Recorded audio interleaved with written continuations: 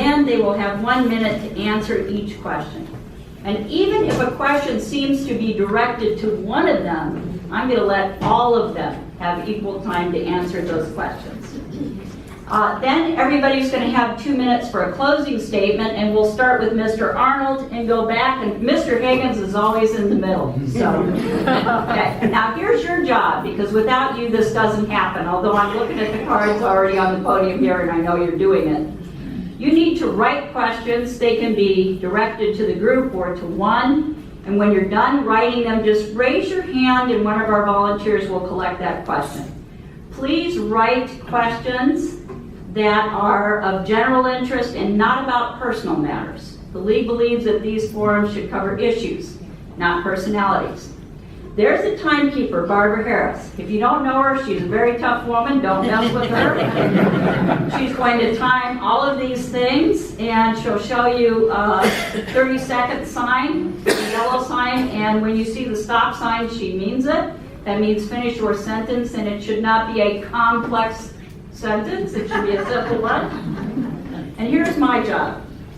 I'm going to read to you the questions that have been submitted by members of the audience. What I'm going to do, and I've already seen it here, is sometimes people ask similar questions. What I try to do is I try to combine those questions so that we cover as many issues as possible. But sometimes on one issue, there'll be 2 angles to a question, and you'll see me ask both of those angles. And I'm going to make sure that every candidate has an equal opportunity to do that. Now, we always have open meetings in the League of Women Voters. That means that audio tapes and video recordings can be made by anybody in this meeting and send it out to whomever you want.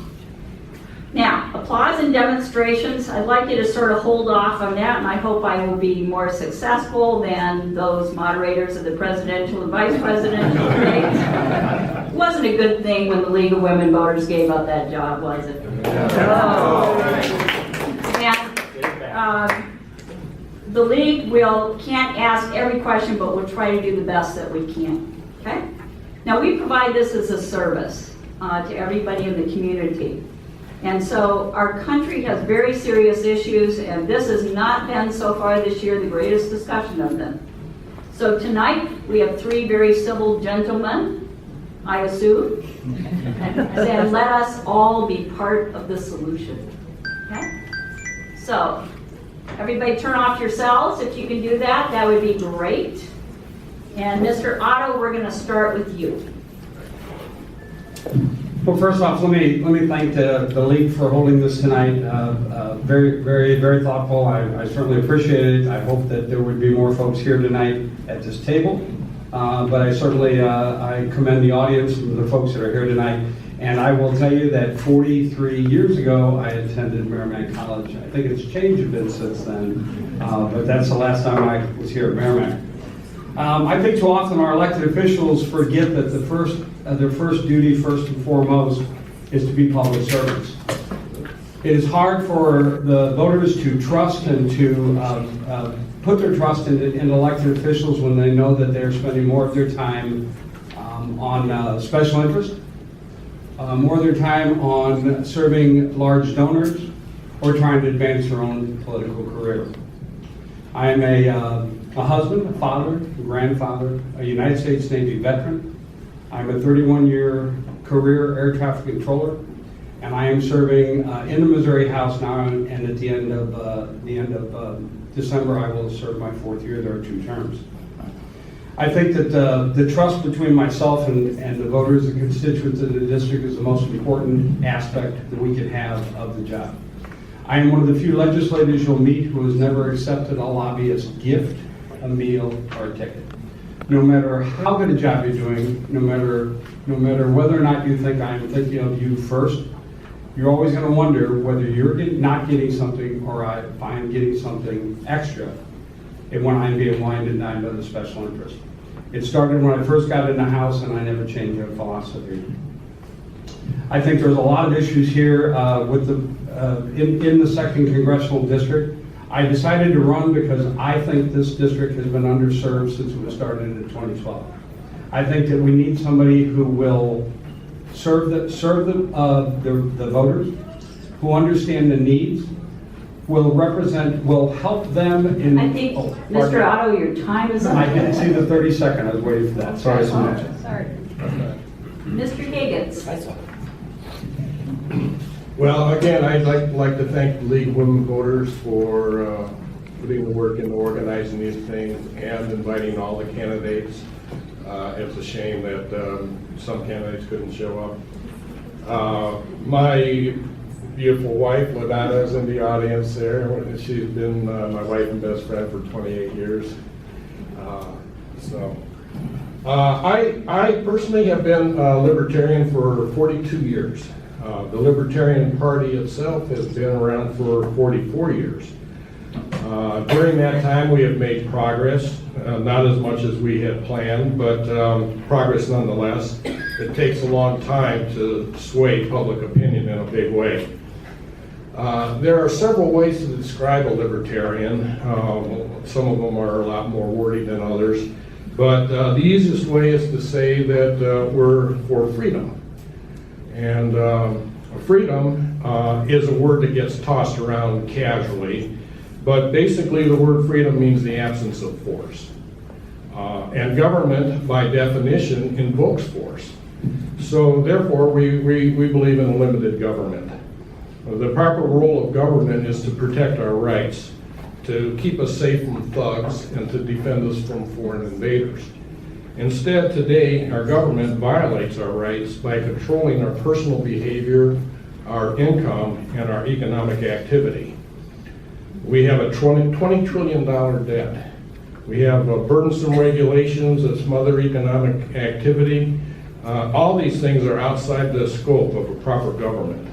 If government could solve our problems, all our problems would be solved by now. People complain about too much money in politics. They suggest limits on campaign contributions and spending. But that's just another Band-Aid solution. The solution to all these things is quite simple. Remove power from politicians. Thanks. I'm not comfortable sitting down there. I can't see you, and I'd rather stand. So, my name is David Arnold. I'm running on the Green Party ticket. The party is new in Missouri. It just got ballot access. That's why we weren't in the primary. We were collecting 25,000 signatures to get ballot access when everybody else was doing their primary thing. I've heard from a number of interviews of senators and congressmen that you can have one main thrust. You can have two additional interests, and if you spread yourself any more thin than that, you get absolutely nothing done. Taking a hint from that, I think it's important to look at the one thing that is already closer to all of us than most of us realize, and that is the power of deep artificial intelligence. AI has been around for a long time. Deep artificial intelligence is different. Even in 2013, people were poo-pooing the idea of cars driving themselves or trucks, even though our tractors, our mining equipment, and our warehouses are full of autonomous vehicles. But that's changing rapidly due to the discovery that the chip on your graphics card in your computer does the kind of processing required to do phenomenal things better than a CPU. This change is going to vastly reduce employment.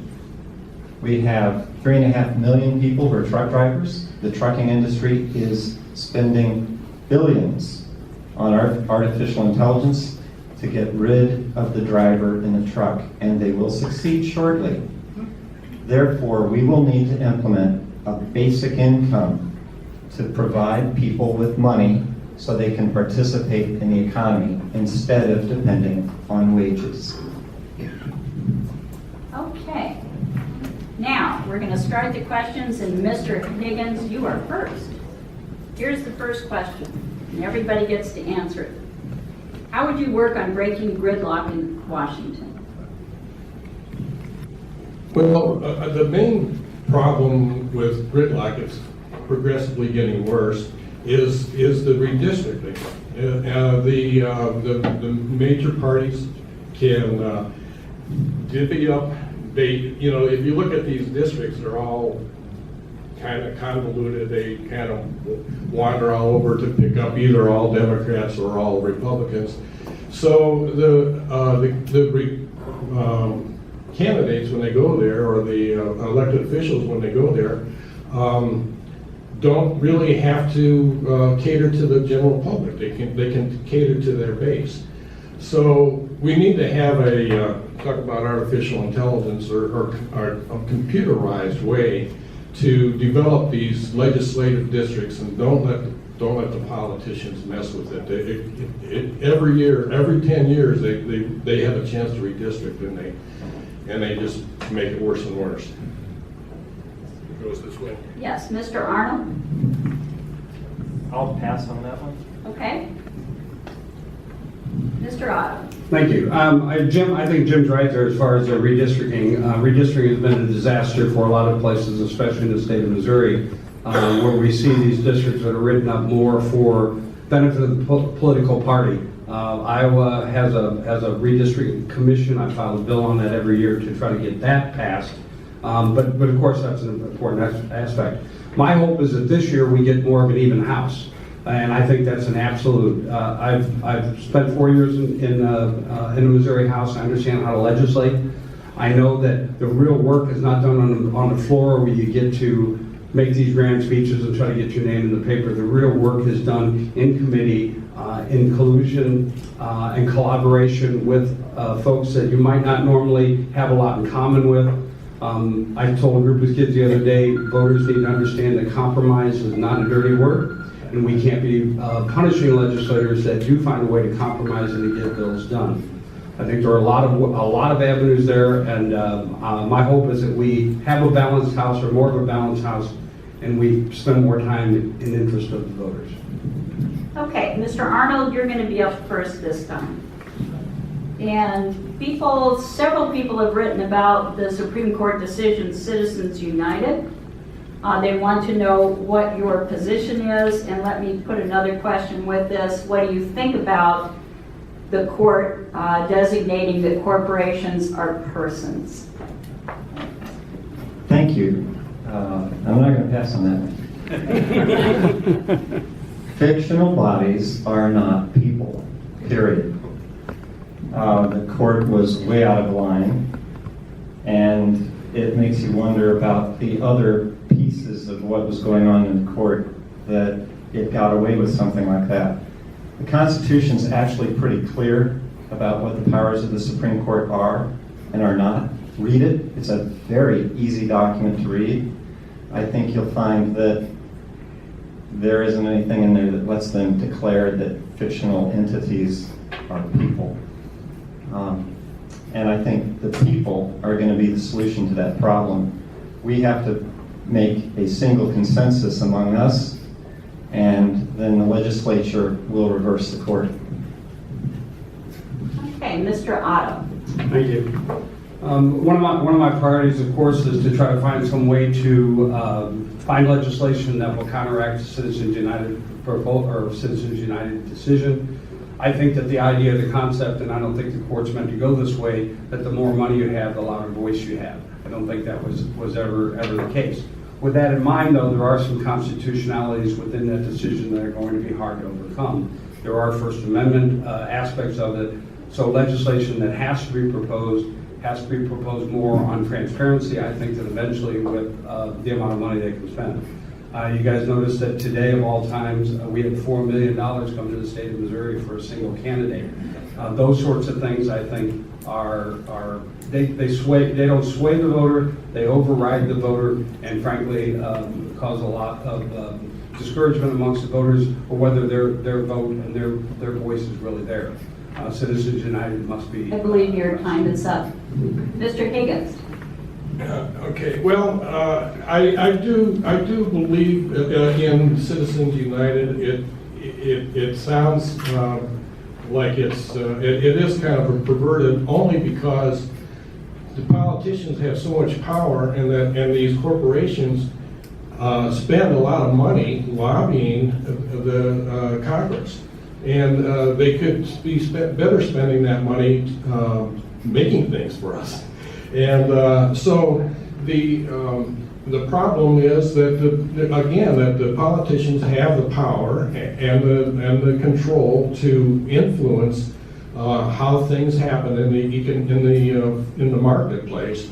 So they do. They spend a lot of money. Corporations spend a lot of money lobbying. If you consider a corporation not a person, that's fine. But then, but they're not people. But if you're going to consider it that way, then don't let them spend, and don't tax them. You know, if people have the income, corporations don't. Okay. Mr. Higgins, I believe you're going to be first this time. Yes. Okay. What can Congress do as the federal government to improve education for our children? The least they do, the better. The school districts, each in the district school district is a different problem. They have different environments and different things that they have to treat. We can't dictate on down from on high on down a one-size-fit-all solution to all these school districts. So the government should just pretty much step aside.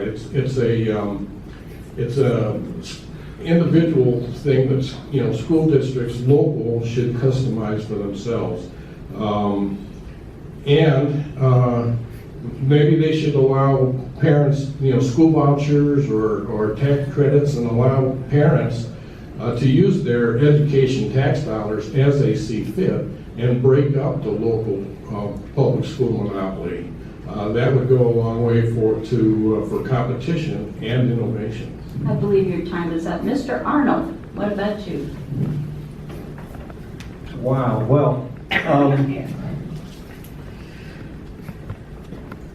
it seems to me that if our Bill of Rights and our Constitution do anything, it's to establish due process of law and to value the individual and the individual's rights above everything else, including, for instance, national security. The nation is secure when the individual's rights are protected, in my humble opinion, and not by trampling individuals' rights to protect some abstract.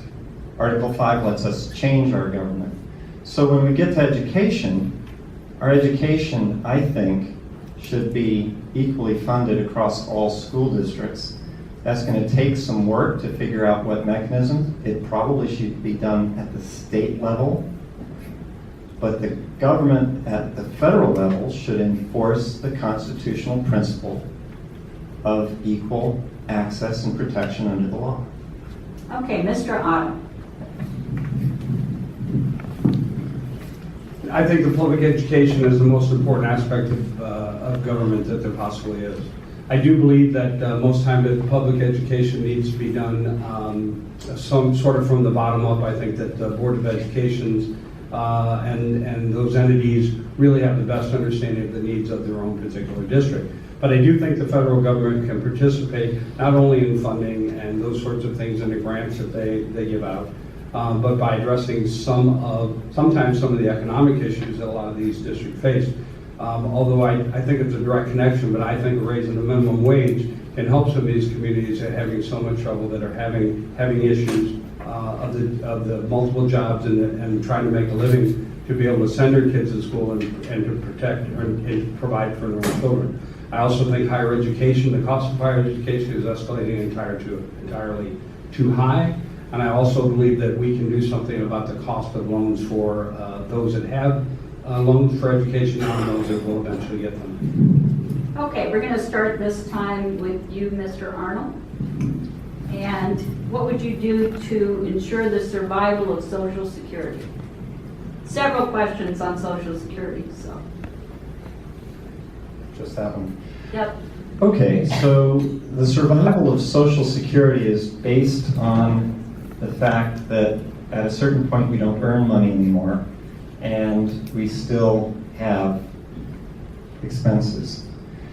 If we implement a basic income, also known as a citizen's dividend, which almost happened under Richard Nixon, the House passed it, but the Senate flunked it because it didn't provide enough money. If we provide a basic income, a lot of the entitlements necessity goes away.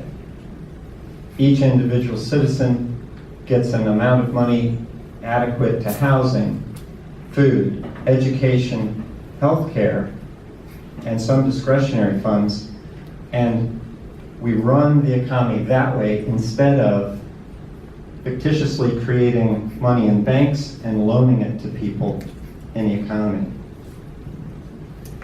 Okay, Mr. Otto? Thank you.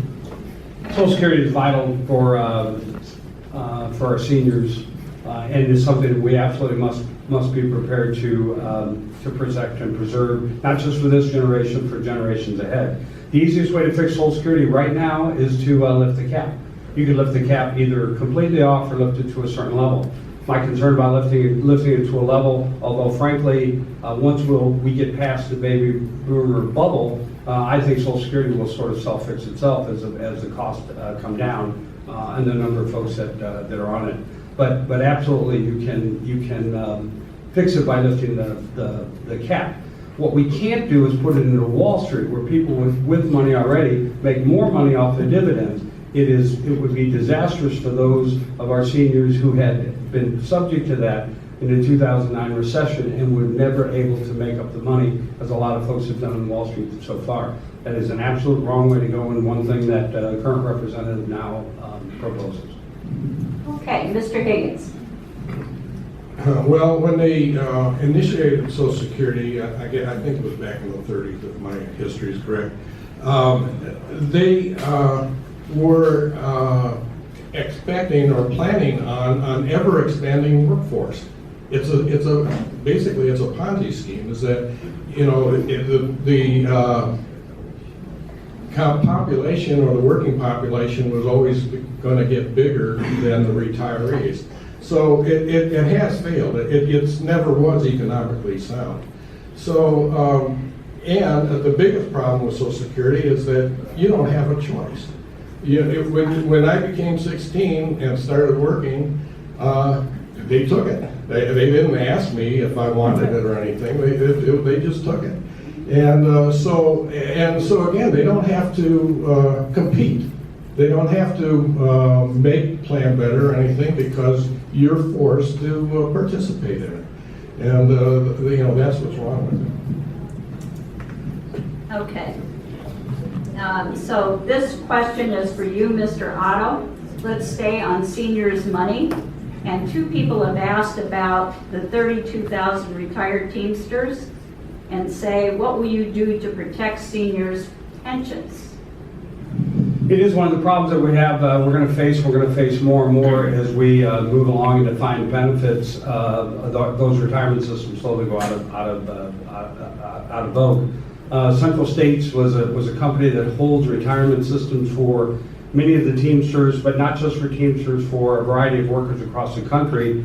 And as they started going insolvent, as their assets were actually pulled away from them. And much like Jim said, though, their retirement system depended on so many folks behind them. About 3 years ago, it was voted, the current state representative now voted to allow Central States to cut these retirements in half. I thought that was a disaster. It continues to be a disaster. We have spent a lot of money trying to protect businesses that are too big to fail.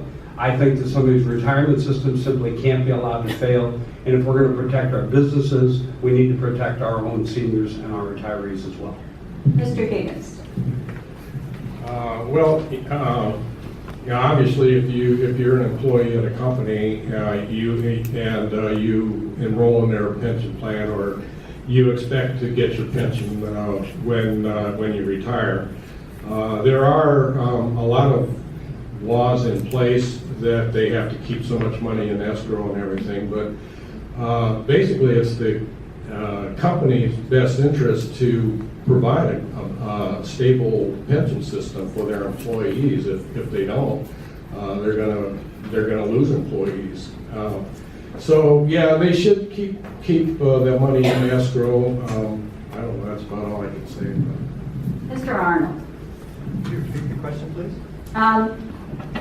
There are 32,000, for example, retired Teamsters in Missouri. What are you going to do to preserve their and other seniors' pensions? Well, again, the whole idea of a pension is to support people who aren't working. Infants don't work, children don't work, and the elderly don't work. But we want to feed them anyway, house them anyway, and care for them medically, and not just keep them in a small room in the dark. If you look at the basic income, how it works, the basic income will obviate the need for pensions. Pensions are based on the idea that the company you work for is going to last forever. It doesn't.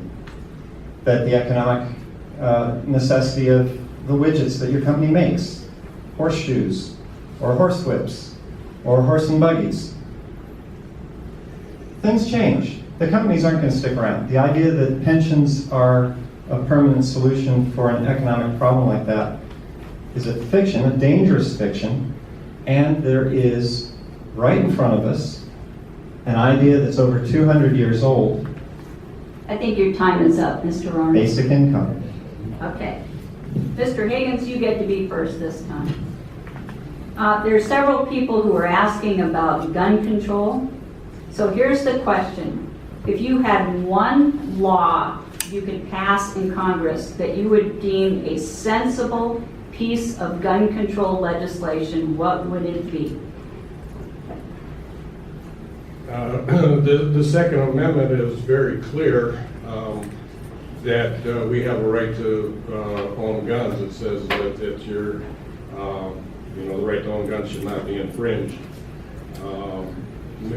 Maybe we should, about the only thing I would support is maybe a background check on mental stability and things like that. But I am full in favor of the Second Amendment and the right to own guns. The founding fathers, realized the importance of owning guns as a very, very last resort against the tyranny of government. They had to fight the British, and they had to have guns to do that. And it's a balance against the tyranny of government. An armed citizenry is a balance against the tyranny of government. Hey, Mr. Arnold. Boy, way back at the beginning of our country, our revolutionary soldiers didn't get paid. And they eventually showed back up at the seat of government demanding that they get paid. And there was no money, so the government gave away the Indian lands that they'd done a treaty with the Indians saying they would never take. And so they paid our soldiers with land that wasn't ours. And they got that far because, of course, they had guns. Judge Napolitano has said that the Second Amendment is not so you can go hunting, but so that you can shoot at your government. And I'm running for office. I don't want you shooting at me, but I don't want an entirely disarmed citizenry either. I remember pictures in yearbooks of gun clubs at high schools, and NPR commentators saying he went downtown to buy a box of ammo with his .22 on a streetcar and nobody looked at him twice. I think we're much safer in a society that is comfortable with Your guns time is up. than uncomfortable. Okay. Mr. Otto, how about you? Very simple answer, universal background checks. There's no reason not to have them. It's heavily supported throughout the country. I know through this district, we've talked about this a lot. Universal background checks for transfer of ownership of guns is essential. It violates anybody's rights. It won't start a database of whether or not you own a gun. It'll simply say whether or not you've been convicted of crimes, whether you're on a terrorist watch list, or whether you've had some sort of mental disorder that might preclude you from receiving a gun. I also think that a couple other things that are vital with whether or not there'll be any other gun questions is that we need a strong mental health program. Okay, Mr. Arnold, you get to do this one first. I probably have 6 questions up here about health care and the Affordable Care Act, but they all boil down to this. What one thing would you do to improve/fix the Affordable Health Care Act? That'll take 7 seconds of my time. Change the age for Medicare to -9 months. You're eligible as soon as you're conceived, period. I do not want health insurance. I want health care, period. And the money that gets spent into the insurance system is a total waste. Completely. We just changed the Medicare age, and Obamacare can float away because nobody pays premiums to them anymore, and it's gone. Really, seriously, Medicare age 0 isn't quite good enough. We want to take care of the prenatal needs, and so -9 months, and that'll do it. Mr. Otto.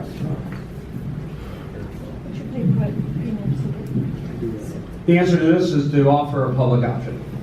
That's all there is to it. The Affordable Care Act was negotiated prior to passage with the insurance companies with the understanding that they would have to make an investment into the health of this country as everybody else would. They knew that the profits were not going to be there immediately, but eventually as the pool grew to include everybody, and I mean everybody, the insurance companies could continue to make a profit. As you notice that United Healthcare and Aetna has withdrawn from the Affordable Care Act. It's because they've sucked the profits out of it they can now, and they want to walk away. You hear all the time your premiums going up. Fact of life, in the paper today, they said premiums have gone up in the last 5 years 20%. The previous 5 years to that, they went up 63%, and the previous 5 years, they went up 31%. The Affordable Care Act is not sucking out jobs. It is not hurting this country. It is essential, and I really like the idea of the -9 months. That really sounds fascinating, but we have an opportunity we should Your provide time health. is up. Mr. Higgins, let's hear from you. The healthcare, Obamacare or Affordable Health Care Act is a disaster. I guess I agree. I disagree with both my opponents up here. Even Bill Clinton in an interview said that that the Affordable Health Care was the craziest thing he ever saw. It hasn't really solved anything. The premiums have gone up just as fast as they've always have, and doctors and hospitals can charge with whatever they want. The problem with healthcare is nobody cares about the cost. No, if the doctors will charge as much as they want, and the hospitals will charge as much as they want, and magically the insurance companies are going to pay for it all. No, it doesn't work that way. We end up paying for it, but we don't realize it. We don't feel it. So I guess we should have I more. think your time is up. Okay, both of us missed that one. Okay, Mr. Otto, I believe you're going to be first this time. I'm going to switch to money for a while and then come back to healthcare, if that's okay with everybody. Here's the question, very specific one. Do you support eliminating the federal income tax and replacing it with a national sales tax? Why or why not? Mr. Otto? No, and why would you? No, sales tax is the most regressive tax there is. No, it's hard for me to define the question. Under no circumstances would I get rid of an income tax versus a sales tax. A sales tax is regressive. Those that make the least amount of money pay the most amount in sales tax. It is an unusual question. I didn't expect this one, but it doesn't really make sense. Income tax should be for that. There are, and as we've all heard with all the presidential elections, it's possible to get out of paying income tax just simply with your deductions and the way you handle your business. But the concept of anything like a sales tax has been proposed in this state to fix the roads is just wrong thinking. We need to ensure that those that are making all the money, making a lot of the money, pays their fair share of taxes without a doubt. Okay. Mr. Higgins? I don't feel strongly about a sales tax or income tax. We don't have, I don't care where the money, the politicians are always dreaming up new ways to get our money, new ways to tax things. We don't have really a tax problem, we have a spending problem. They get up there and politicians get elected, and the first thing they want to do is give away free stuff to everybody, so they'll get reelected. So we have a spending problem and not a tax problem. The income tax, I guess, is can say the same. Sales tax is not a progressive tax, like Bill mentioned. So that probably, even if we wanted to have that, I don't think that would happen. So. Hey, Mr. Arnold? Yes, get rid of the income tax. It hasn't always been here. A lot of us forget that. It's sort of like the size of your monitor gets bigger and you get used to it right away and you think it's always been that big. It hasn't. Income tax was not always here. We don't need it. We really, as a population, don't understand how money is created in our country or in the world. And it's not created out of gold mines or silver mines. It's created either by the Treasury, pre-1913, or by creating credit and then loaning that into the economy, laundering it, if you will, through a borrower and turning it into money. There's a better way to create our money. We do not have to create our money as debt. Therefore, we don't have to have an income tax to pay the interest on the debt money. So the need for the income tax goes away, and the government can spend the money it creates. Hey, your time is up. Period. Mr. Higgins, and I've got 3 questions that are exactly the same. What's your position on TPP? Well, I believe in free trade. I guess overall, it's complicated. Overall, I guess I would support TPP. There's some bad things about it. If you really want free trade, you don't need a 500-page document to implement free trade. I mean, the TPP is more managed trade than it is free trade, but overall, if you can exchange goods, if you can improve the exchange of goods between two nations, both countries benefit. There might be some losers and some winners. There's more winners than there are losers, but that's the nature of economics, that things evolve. So I guess overall I would be in favor of TPP, but it's not perfect. Okay, Mr. Arnold. I'm against TPP and all the other trade negotiated treaties that we have because they aren't about free trade. It's a misnomer. It's about very carefully crafting trade rules to benefit some and disadvantage others. Everybody in this room, I'm guessing, is disadvantaged, and 0.011% of the world is advantaged, and we live with that. I've been looking for a spot to get it in, but a nice guy named General Smedley Butler wrote a book called War is a Racket back in the 1930s, and it is very thin, easy to read. I recommend you get the free version online tonight. You'll be amazed. Nothing has changed since the 1930s, and we should not be giving a small group of people the advantage offered by the protection of these 500-page and greater treaties. Hey, Mr. Otto. Yeah, I too am against TPP, and especially TPA when it was first negotiated. This was a negotiation done in secret, brought to Congress for a vote, and put forward that way. I am completely against it.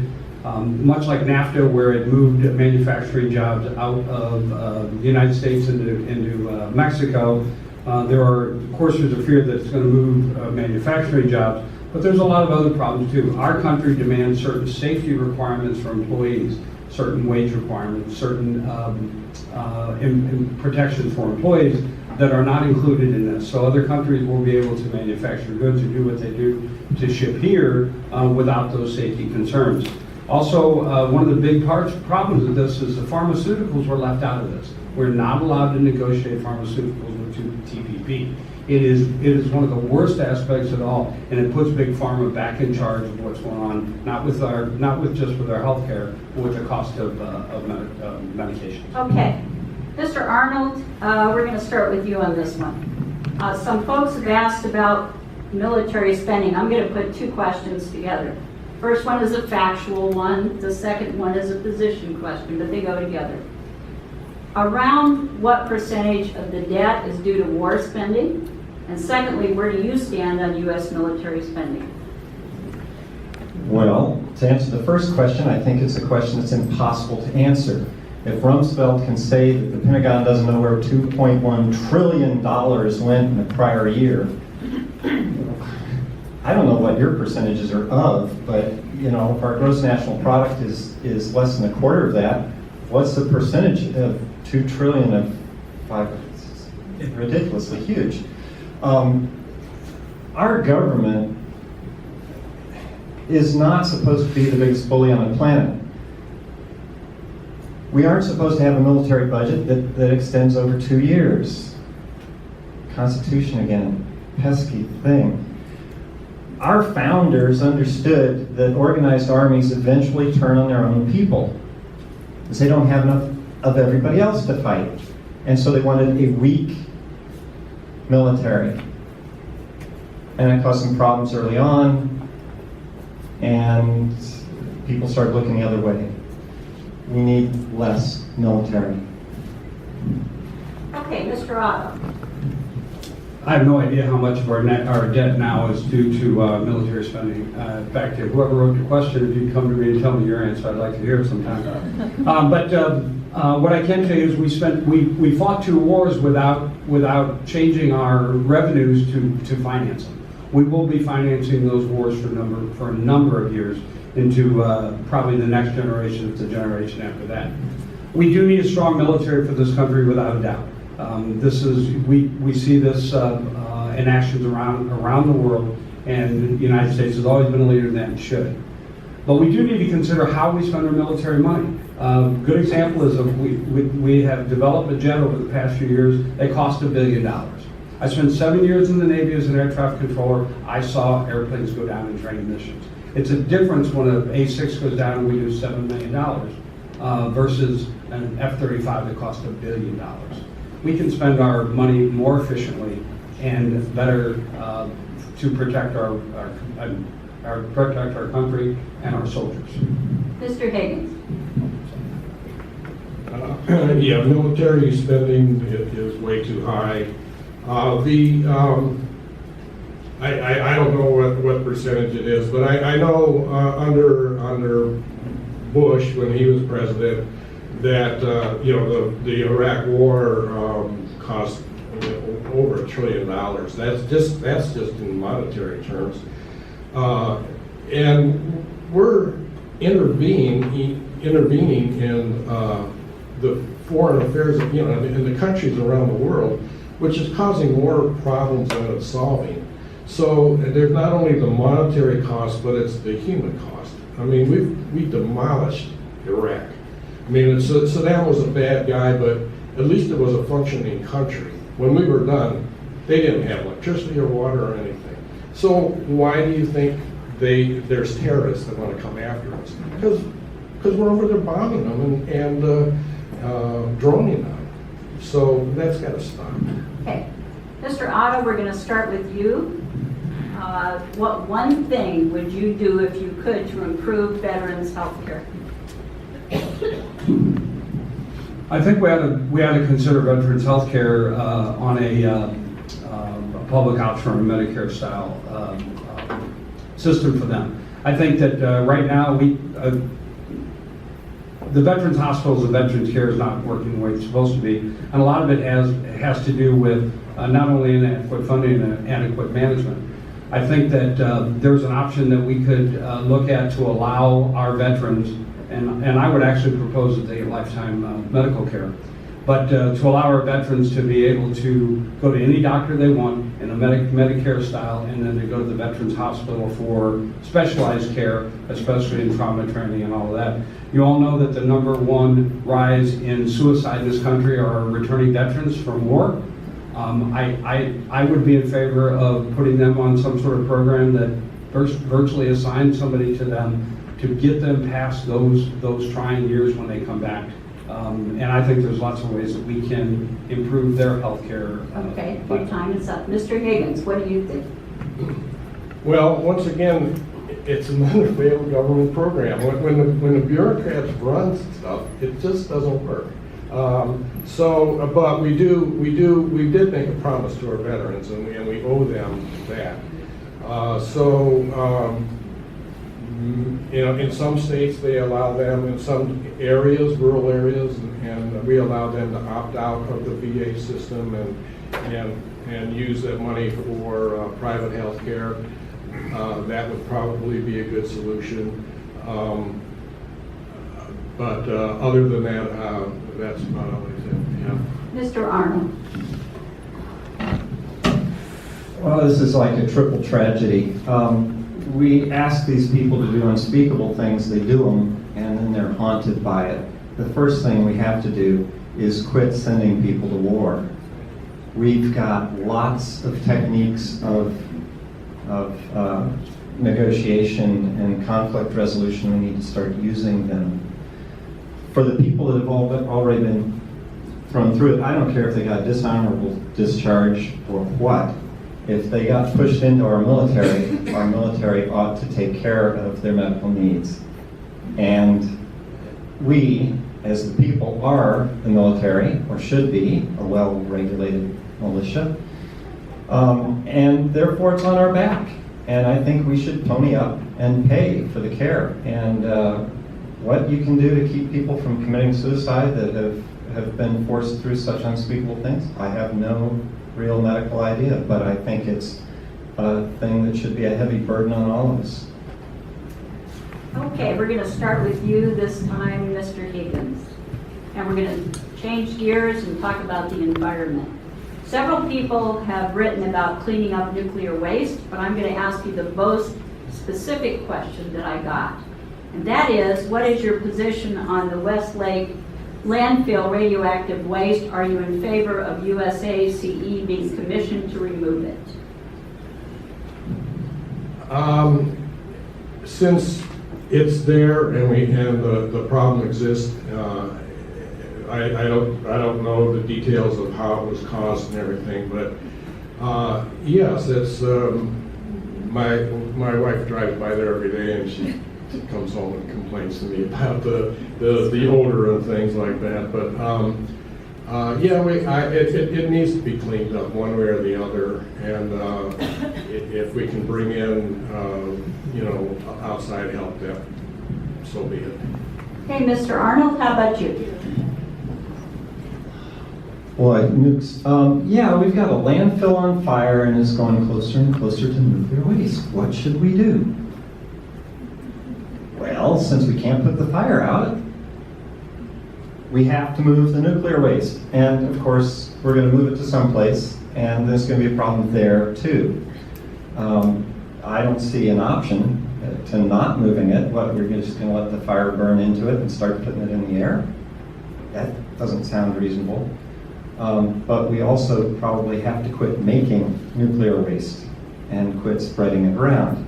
Our military uses depleted uranium because it's very heavy and packs a really big punch, and it's still radioactive and it's toxic, and it makes our service people ill as well as the enemy, and it gets into the environment and sticks around. The nuclear question is really large, but as far as the Westlake goes, it's right here, and we've got to do something about it, and our options are not all that good. We've got to take it anyway. Okay, Mr. Otto? Of course, the bridge and landfill is in my House district and something that came up in almost immediately after I got elected. Right now, the EPA is working toward a record of decision. Unfortunately, they had a record of decision in 2008 and abandoned it, not just because of public input, because it was a bad decision. At the time, it was proposed to cap it and leave the waste there. Had they done that, they'd be pulling the cap off of it now to stop the fire. It is, I believe that the only safe and permanent solution is to remove the radioactive waste, whether it's moved to Colorado or to somewhere else where it has been moved. By the way, there's been hundreds of thousands of tons of material moved up to now. But the public trusts the Army Corps of Engineers, and I think that's where it needs to go. The Army Corps of Engineers needs to get control of it, to make the decision, to be able to enact what they've done in all of North County. They've cleaned up almost all of North County. This material is settled in here, it's been in for 40 years. Okay, Mr. Arnold, we're going to stay with the environment for one more question, and you're first. What do you think is the single most important thing that the federal government could do to deal with climate change? The single most important thing the federal government could do is take the lid off of the suppressed technologies that keep us on fossil fuels. If we get off fossil fuels, we cure so many problems. Emphysema, asthma, health problems, wars overseas over oil wells.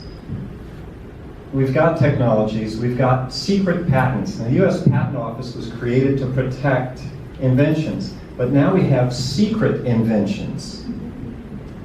And who are they secret from? They're secret from us. It's not serving us, and it's our government, or it's supposed to be our government. Now, I don't imagine it as a representative I'll be able to do anything magical, but as a representative, I may be able to encourage the people of my district to get organized. We have to have access to these technologies that have been repressed, and we have to have public access to it, and we have to replace fossil fuels completely. Okay, Mr. Otto, you're next. I would agree with David there as far as fossil fuels are concerned. I think that there is a tremendous opportunity here in renewable energies that we need to be moving forward. I don't know if you knew, but Germany has just passed legislation to essentially, in our lifetimes, eliminate the combustible engine, especially in cars. But I think that renewable energies offer us so many opportunities in not only reducing our footprint on this earth, but also to provide jobs, to provide industries in areas, especially around the mining towns, who are going to be hit with the loss of income and loss of jobs. I know that there are several proposals out there, and some of them are better than others.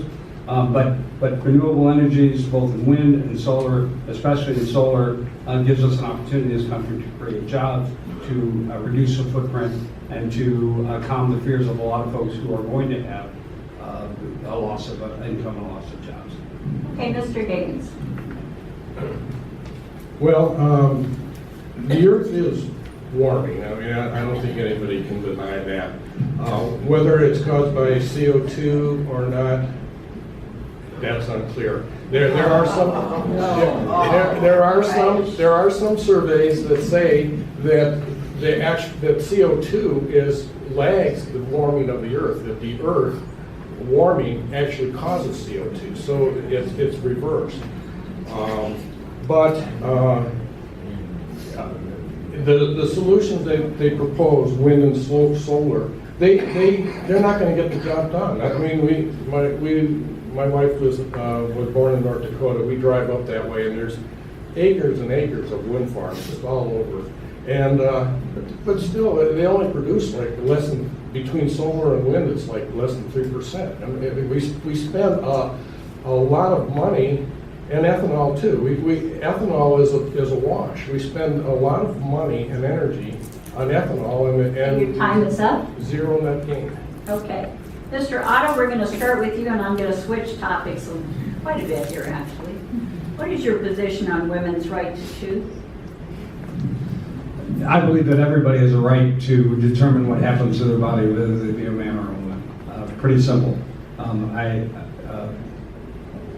I don't know where you go after that. Women can control their body. Women can make decisions for themselves. And of course, we hear it's between her and her doctor and her priest. But simply said that women should have the rights that everybody has, and what happens to them is their own personal business. Mr. Higgins. I agree with Mr. Otto on that, women have the right to choose. I mean, I saw some statistics that there are a lot of abortions, and I don't understand why in today's society we have that, but it happens. But they still need to have the right to choose, and we need to keep. I guess we need to keep it's safe and legal. We don't want to go back to the way we were before. Hey, Mr. Arnold. I think we've got a malformed question. And what I mean by that is you get the pro-life people and the pro-choice people literally talking about a different question. And I think there are valid points on both sides, all of which need to be considered at once. 9 out of 10 conceptions naturally don't implant in uterus to begin with. 9 out of 10, the vast majority, within a year, a healthy male and healthy female will end up getting a pregnancy that sticks. At the same time, I think our society has a responsibility to decreasing the demand for on-demand abortions. The situations are not happy ones, they're not benign, they're serious, and I think we have a societal responsibility to avoid the problem before it occurs. Okay, Mr. Higgins, we're going to start with you on this one. And what would you do to make sure that women get equal pay for equal work?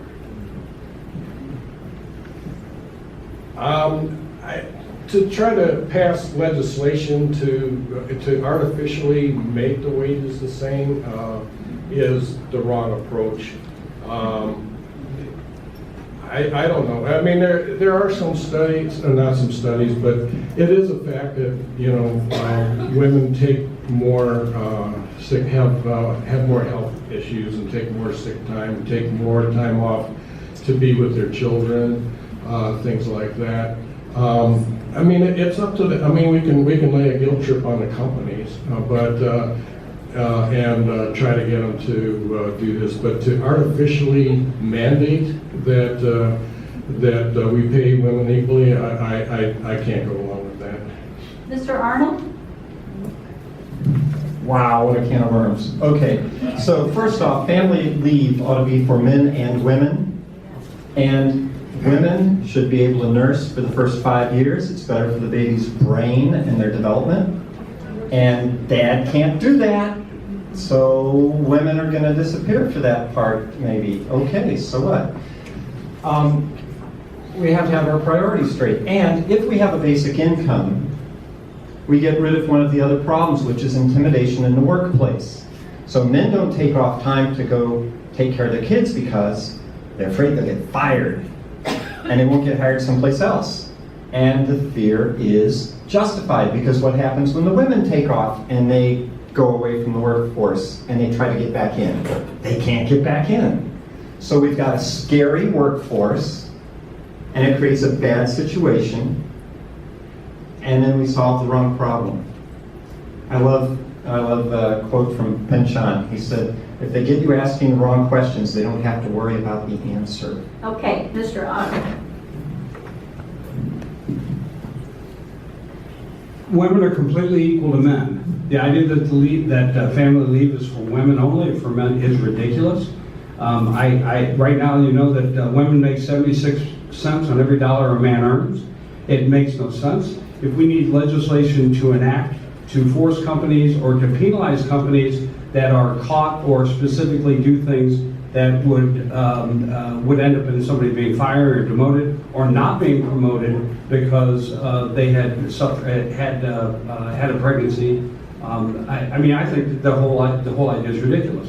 Women and men should be able to enjoy the same privileges at work. That's all there is to it. If we need to enact legislation, as I said, to penalize these companies, I am all for that. I will tell you, as an air traffic controller and a representative in the Midwest, Des Moines Tower was the first control tower in the country that had more women than men at that tower, and they were just as effective as any tower in the entire country. Okay, we're going to know what your position is on American workers' right to collectively bargain.